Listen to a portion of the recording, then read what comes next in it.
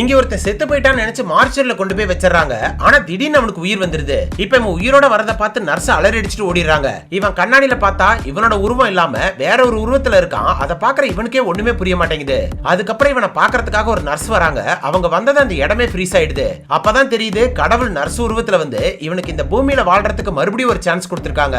ஆனா அதுக்கு ஒரே ஒரு கண்டிஷன் இருக்கு. அது என்னன்னா, இப்ப இவன் இருக்கிற உடம்புல இருக்கிறவன் எதனால இறந்து போனான்னு இவனே கண்டுபிடிக்கணும். அப்படி கண்டுபிடிச்சிட்டா இவன் இந்த உடம்போடய இந்த பூமியில வாழலாம். அதுக்கு 3 சான்ஸ் தான் இருக்கு. சப்போஸ் இந்த 3 சான்ஸ்லயும் இவன் தப்பா கண்டுபிடிச்சிட்டா அன்னைக்கே மறுபடியும் இறந்து போயிடுவான்னு சொல்றாங்க.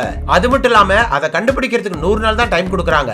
இதுல என்ன பிரச்சனைனா, இவன் யாருன்னு இவனுக்கு தெரியல. அப்படி இருக்க இந்த உடம்புக்கு சொந்தமானவன் எப்படி இறந்து போனான்னு எதை வச்சு கண்டுபிடிக்கிறதுன்னு யோசிக்கிறான். அடுத்த கொஞ்ச நேரத்திலேயே இவனோட அம்மான்னு சொல்லி ஒருத்தவங்க இவனை வீட்டுக்கு கூட்டிட்டு போறாங்க. அங்க போய் பார்த்தா இவன் சம்பந்தமா அந்த வீட்டுல ஒரு போட்டோ கூட இல்ல. ஃபேமிலி ஆல்பத்தை எடுத்து பார்த்தாலும் அதுல இவனோட போட்டோ மட்டும் காணாம போயிருக்கு. சோ இவனுக்கு அந்த ஃபேமிலி மேலேயே சந்தேகம் வருது. இவன் சந்தேகப்படுற மாதிரியே அந்த அம்மாவும் இவன் ரூமுக்குள்ள போக கூடாதுன்னு சொல்லி அந்த ரூமை பூட்டி வச்சிடறாங்க.